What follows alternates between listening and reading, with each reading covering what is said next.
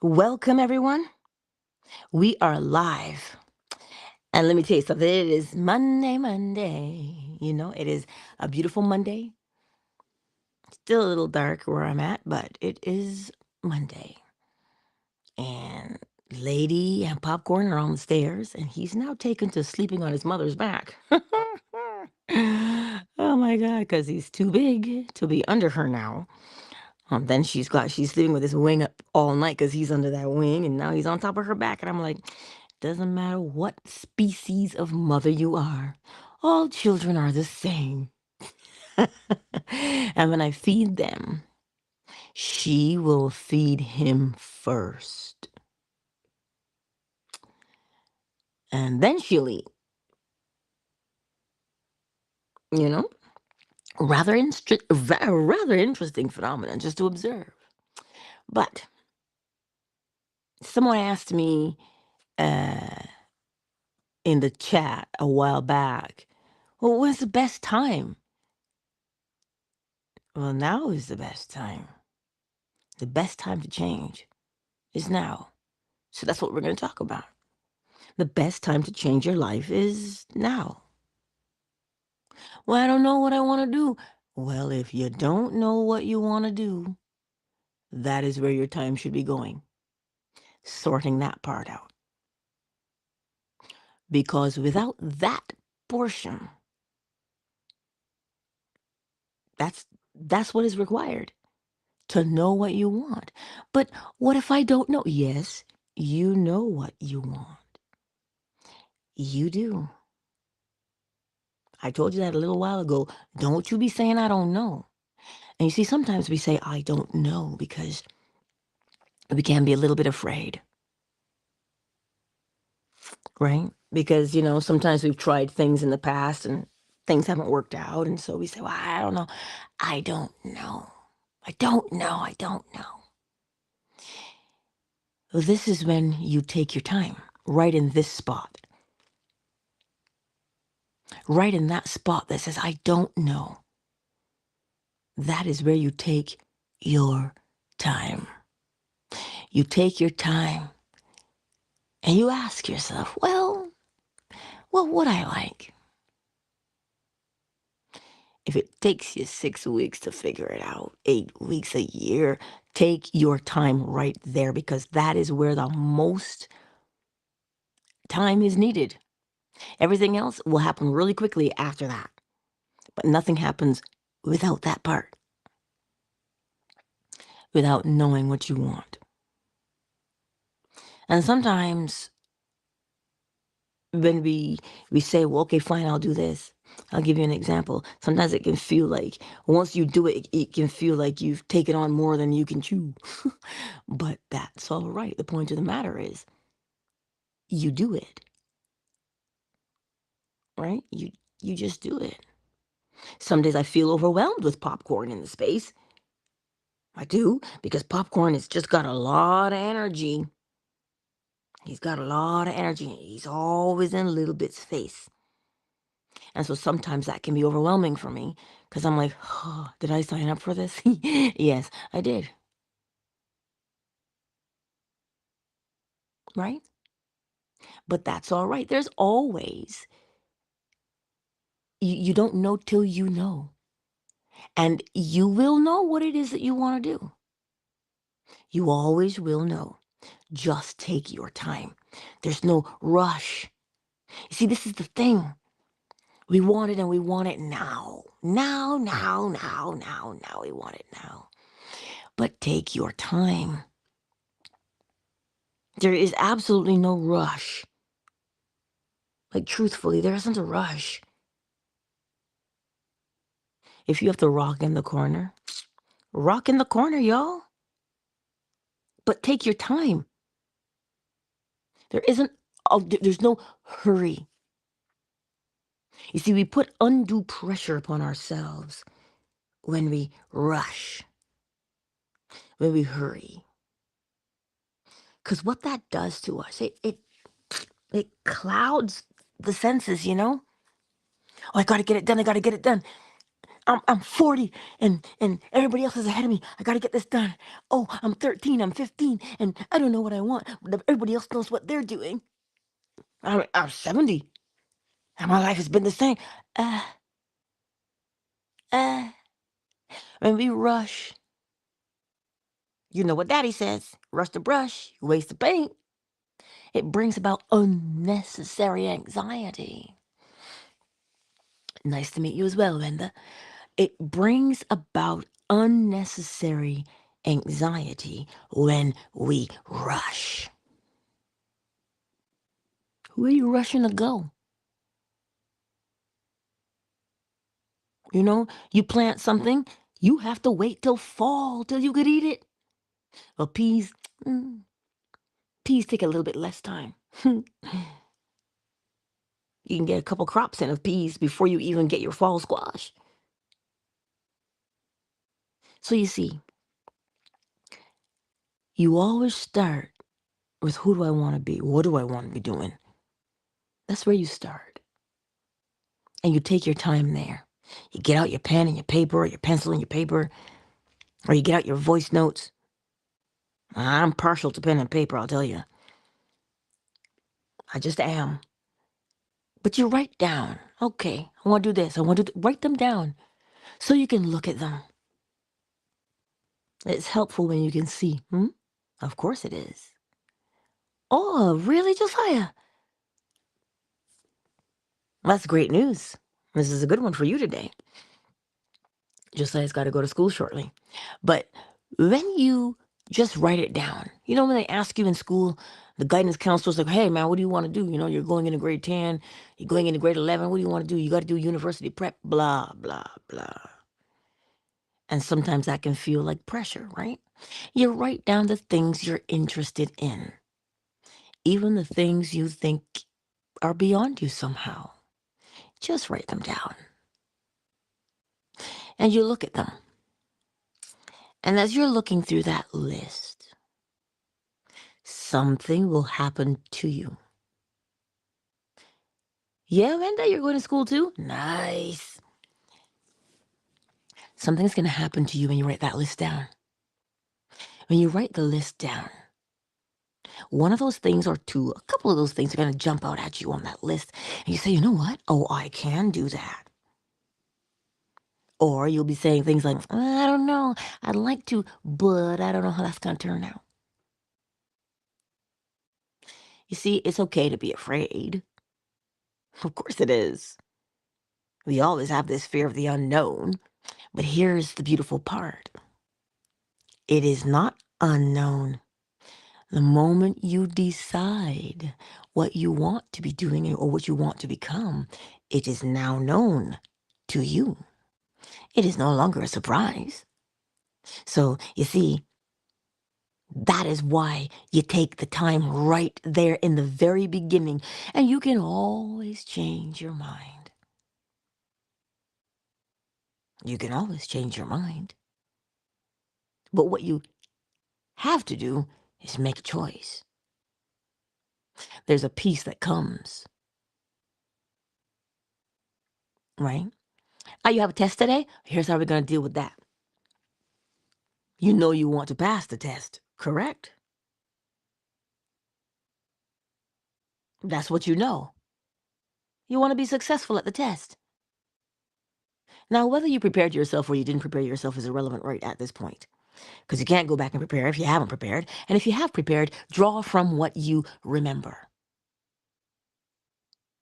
Yeah? Remove the unnecessary pressure from the situation. Remove the unnecessary pressure. How? Go and have a good time. Just go and have a good time. Seriously.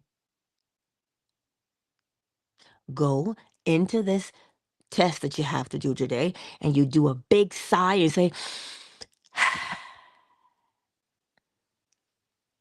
whatever the outcome is, here's what I want my outcome to be. Because I'm simply going to be me and do my best. And that is your attitude as you walk into the test.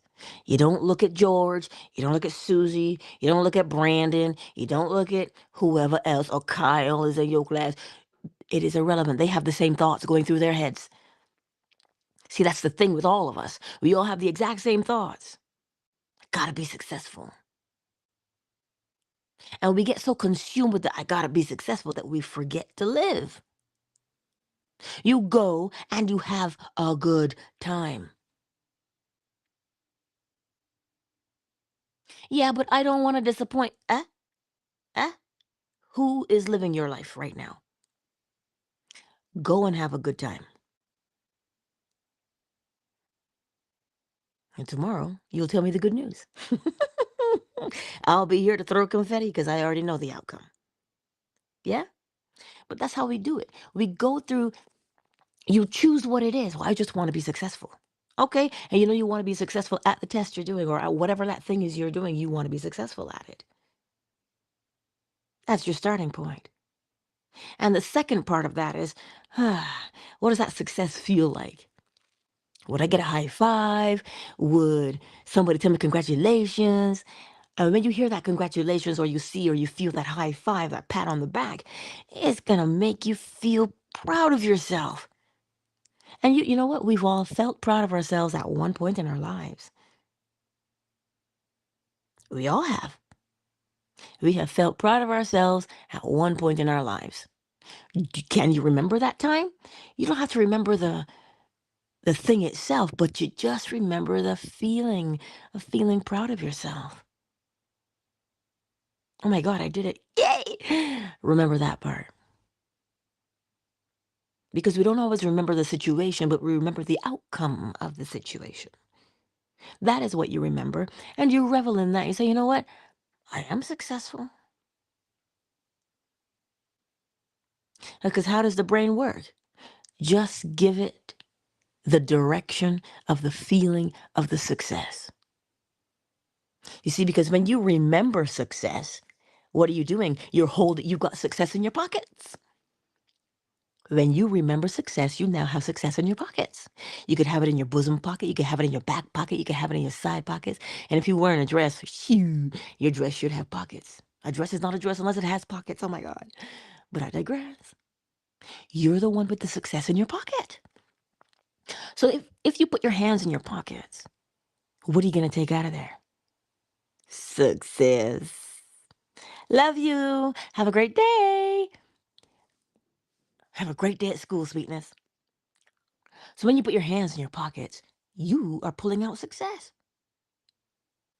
But in order to pull out success, you must have success in you. So you're thinking about the success, you're remembering the success, you're feeling the memory of your success. So then going forward, what must you be? Successful. Because that's what you've got in your pockets. Right? As within, so without. So the best time is now. The best time is now. You see? We go through many things in a day. And when you go through things without judgment. Because chances are that thing that you're going through, well, you had a hand in it. That's why you don't judge. You don't browbeat yourself for the situation that you're presently in. Why should you? The situation you're presently in is showing you the present tense of your thoughts, the present tense of your mood. That's what it's showing you. And you get to decide, is this a suitable situation for me? And depending on how you answer the question, well, if you say it is unsuitable, well, then what would be suitable? And that's where you take your time. See? Always right there. So don't fret. You take your time. Because we only have now. When are you remembering the past? Now. When are you imagining, quote unquote, the future? Now. That's what it means when we hear there is only now. So then you are remembering something. You know it is the past. You know it is. But your brain, the organ between your ears, does not know it is the past. It just knows now.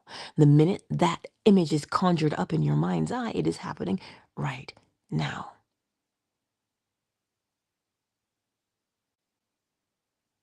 And one of the things I said on Saturday, I said, you're going through something now, but it does not always remain that way. There is an ebb and there is a flow. There's an ebb and there's a flow. It can't stay daylight, even if you live in Alaska. And they should just be getting daylight now coming out of winter. And in the summer, it will be sunshine all day long. But you'll notice something. It's not a noonday sun. At noon, it'll be a noonday sun. But when it gets down to 7, 8, 9 o'clock, oh, the sun will still be there, but it'll be lower. So even though it is daylight, the stage and the way the sun moves, or the way we move to face the sun, changes its position in the sky. So because they don't dip enough at that point, it still remains daylight, but it's a different type. Because the way the position of the sun is will tell you the time. You know? So it's not going to stay daytime all the time, and it's not going to stay nighttime all the time. So when we're going through things, oh, by golly George, it sure can feel like nighttime forever, can't it? But the one thing you must remember is it won't nor can it stay nighttime.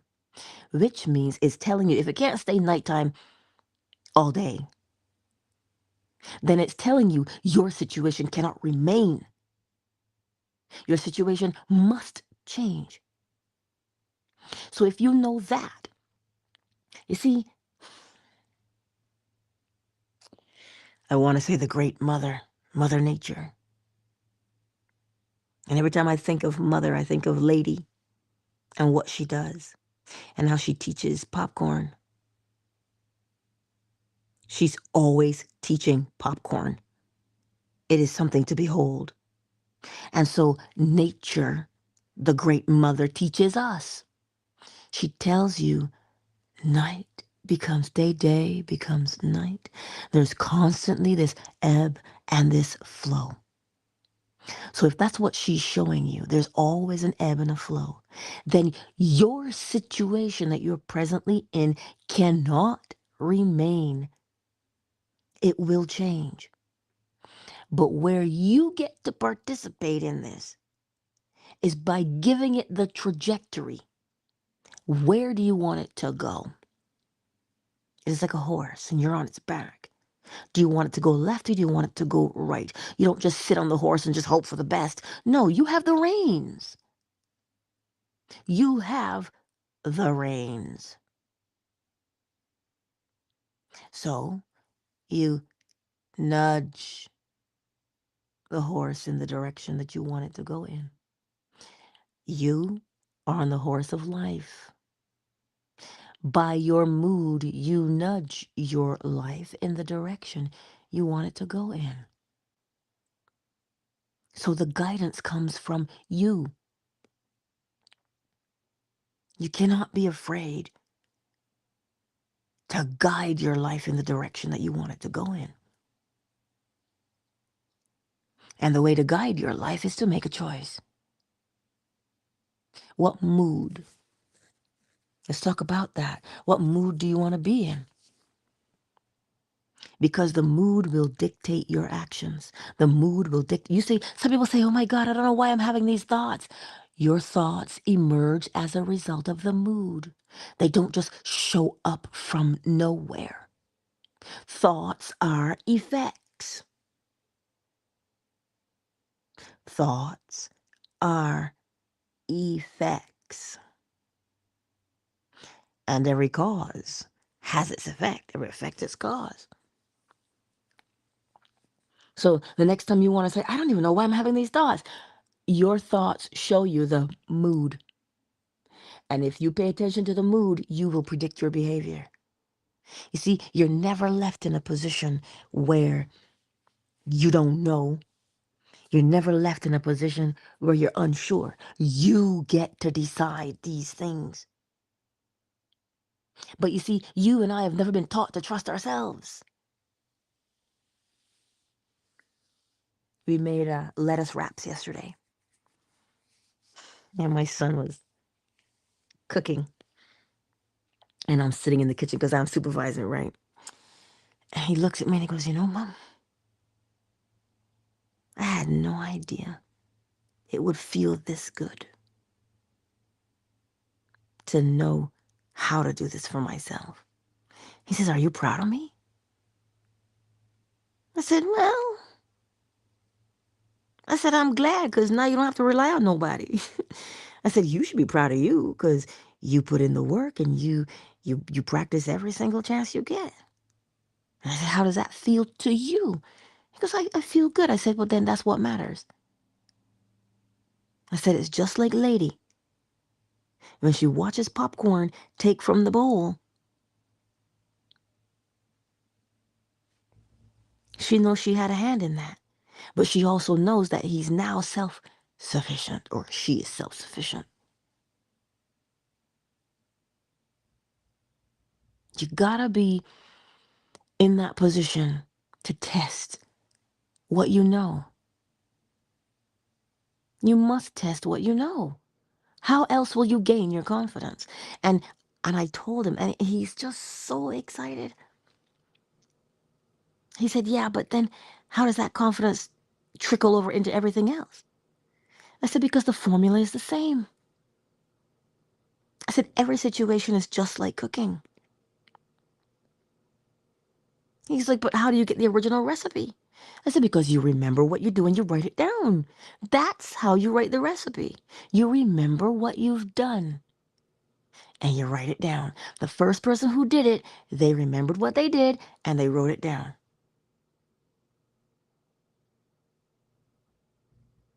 See? He's like, so for everything? I said, for everything.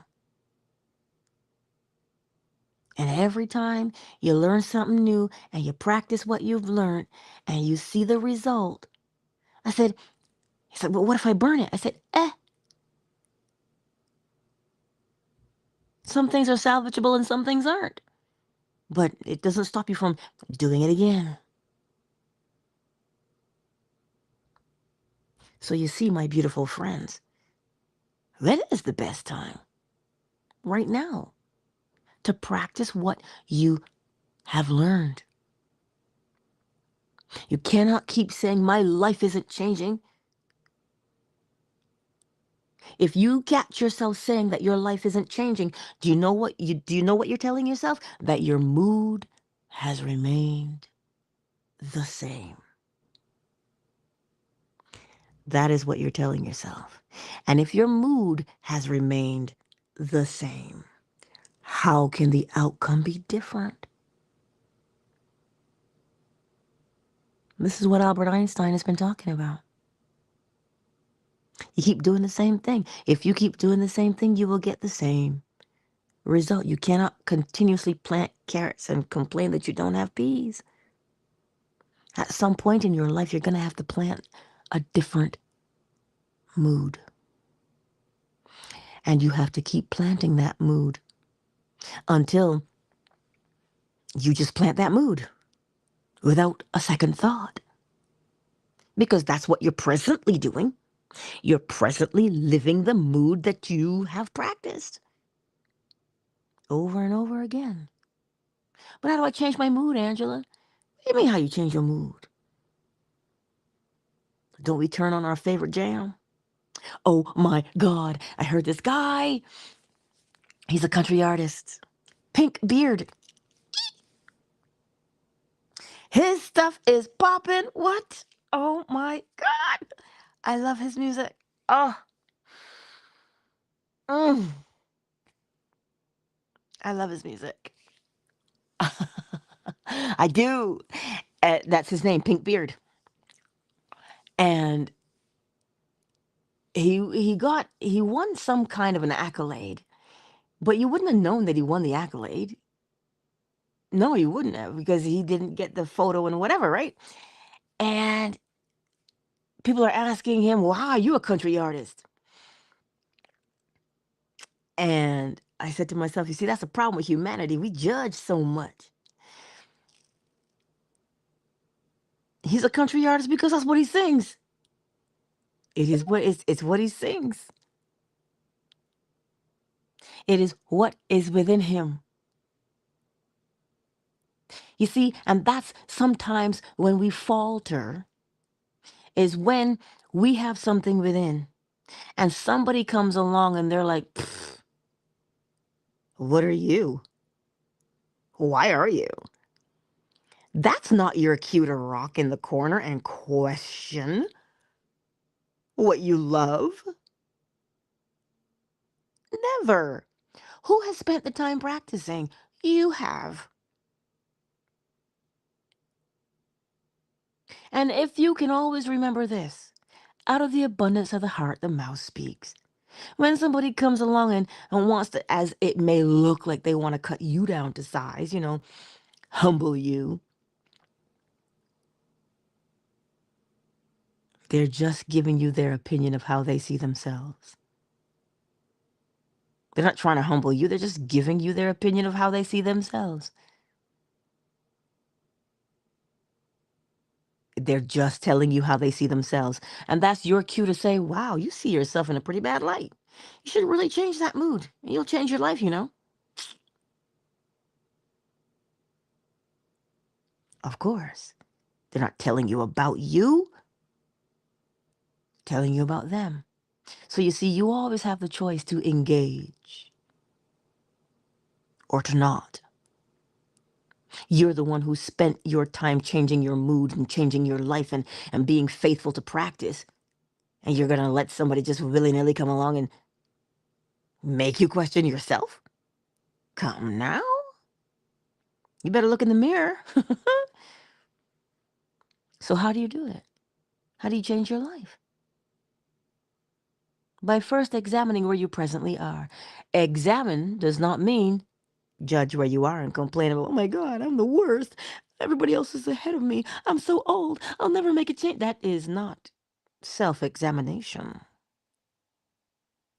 Self-examination is, oh, snap. Is that what I'm doing? Oh, shoot. Well, that's not cutting it for me anymore. I don't want to be there.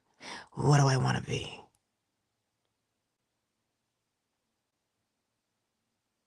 That's examination. I tell you that all the time. And we'll get a little, I'll give you the example. Self breast examination, right? That's not your cue to get in the mirror and go, oh my God, this one's bigger than the other. Oh my God, they're like tube socks hanging to my knees. No, you touch them because you want to know if there's something in there that shouldn't be there. Oh my God, I cannot believe I just went fully Bonnets. You simply examine where you presently are. Touch it. Does it feel good to you? Is there something there that shouldn't be there that you don't want there? Then that is what you do. You examine the self, not judge the self. Because judging the self, all it does, like you're Catholic, just beating yourself up all the time. It doesn't get anybody anywhere. So always examine where you are. Is that what you want for your life? A simple yes or no will do. Yeah? And depending upon how you answer, well, then you take it to the next step. If that is not what you want, well, then what is it that you would prefer? And when you acknowledge what it is you will prefer, that is accompanied, oh, by a feeling. And you'll begin to see a whole bunch of things and feel a certain way. Oh my, that is nice.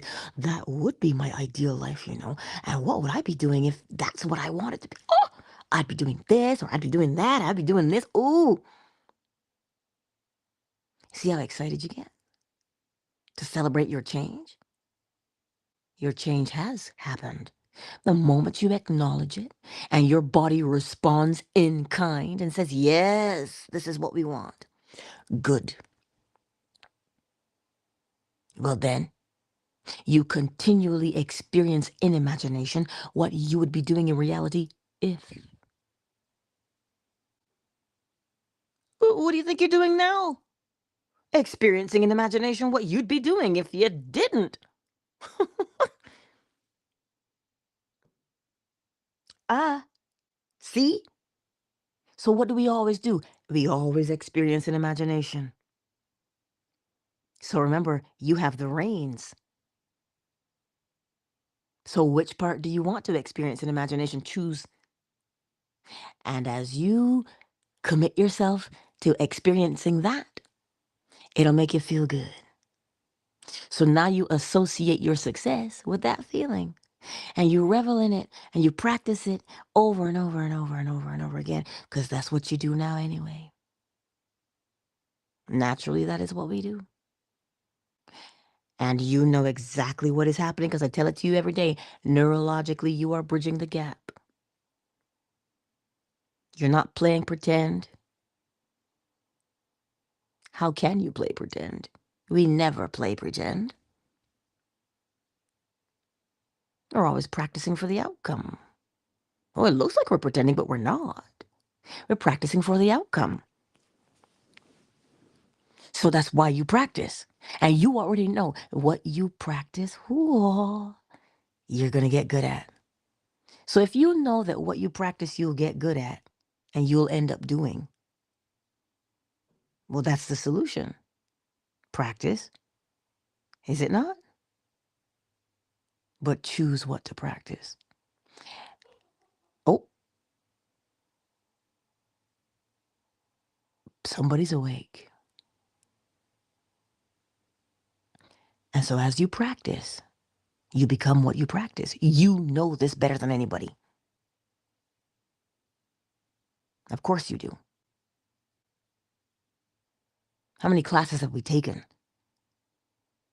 You know, the karate classes, you know, the cooking classes. How many things have we done? You think Gordon Ramsay just woke up and said, ooh, I'm a master chef? No. He practices every day. He practices. That's how one becomes a master, through practice. And it is within your practice that you hone who you are. That is what you do. So you get up today, and what do you want to practice? Well, whatever you're going to practice, do you want to become that? Then practice. So presently, whatever situation you are in your life, you practiced that, didn't you? And now that's what you've become. So in order to become something different, you got to practice something different. And what are you practicing? That mental mood, that mental attitude. And I hope you'll see it has nothing to do with being positive all the time, does it? It has nothing to do with that. Oh, you got to be happy all the time. Oh, please. That's the fastest way to insanity, honey. Talking about you got to be happy all the time. You're crazy. No, you got to be happy all the time. No such thing. You can't be in a positive frame of mind all the time. You know where you can be, though, all the time is in the knowing and the practicing of the principles. That is what you are and where you should be all the time. Because those are the only things that don't change. And they don't rely on other things. They set the tone for everything else. So you hold fast and you anchor yourself. So, well, what I practice, I become. Well, as within, so without, as above, so below. Keep doing that thing and you'll see where you'll go. Ow. Dr. Zeus ain't got nothing on me. Ow. Anyway, let me welcome everyone into the space this morning because it is always a pleasure to see each and every one of you. But what makes life so fantastic is when I get messages that say, "Oh my God, Angela, I have been practicing and I am seeing the changes. Girl, you were right." Well, I'm not trying to be right. I just want you to see and know what you are capable of doing. Because when you start to see what you're capable of doing, oh, yes, there's a feeling, isn't there? And that's the feeling that you want. And from that, you will find compassion comes out of there. Unconditional love comes out of there. Because when you look at your fellow man or fellow woman, you will know. And you'll begin to understand why we behave the way we do. And that will help you to not what? Judge. But it will always help you to comprehend. And then you'll begin to understand things like why abuse and shame don't work to make anybody change. Well, I know that Wendell went to school, and Josiah went to school, but there's still some people here in the chat. I don't know who they are because they haven't told me who they are. But the others that I've called in the YouTube chat, I see you. Twitter is as Twitter is. Who's on fan base this morning? Let me scroll. Oh wow. Burnt Skillet is in the house. I see you, Burnt. There, Deborah is in the house. Hey, Casey Nate, you in the house too.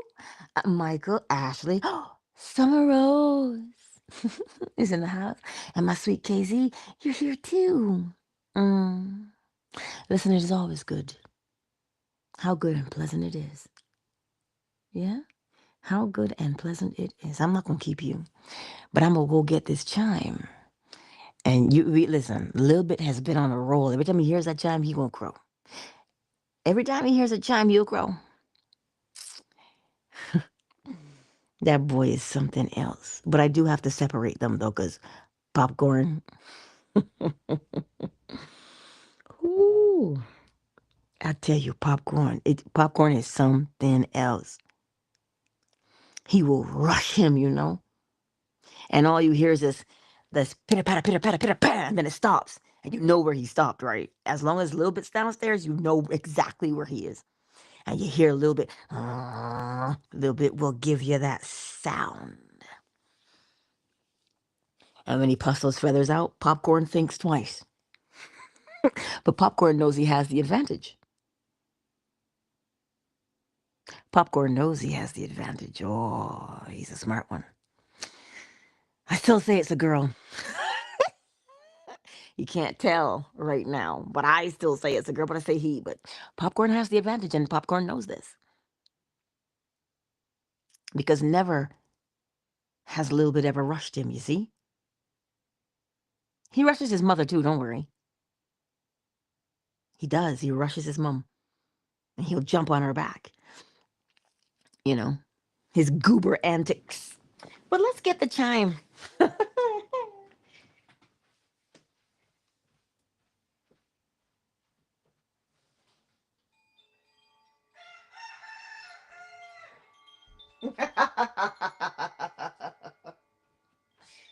Oh my.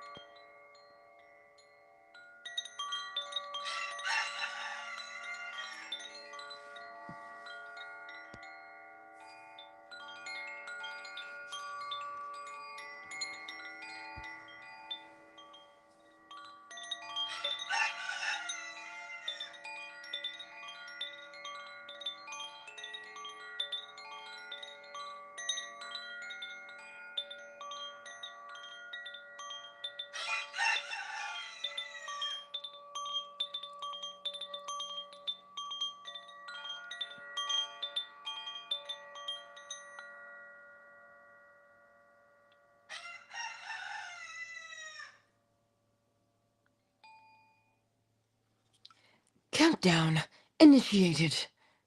5, 4, 3. He was number 2 and 1. Thank you all for being here on this glorious, glorious Monday.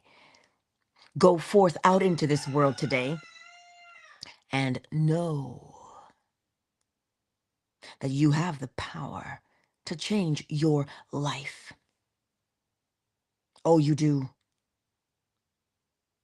Because as scripture reminds us, weeping may endure for the night, but joy cometh in the morning. So you see, my beautiful friends, you always had this power. And I am here to remind you. Always something there to remind me. Yeah, I'm here to remind you of that. So I'll see you on the morrow. 7 a.m. Eastern Standard Time right here on YouTube, Facebook, TikTok, Fanbase. Ow. I love you. You know, my DMs are always open if you have questions. That's if you have questions. Don't slide in my DMs for any other reason. I can't. No. I am just even perplexed that I have to say that. Right? But because that's an invitation, it doesn't mean it's an invitation for you to act a fool. Because, you know, homie don't play that. And live in color. Anyways, I do love you guys. And I'll see you on the morrow, 7 a.m. Eastern Standard Time. Yes, little bit. They can hear you, baby. I'm coming for you. Peace out.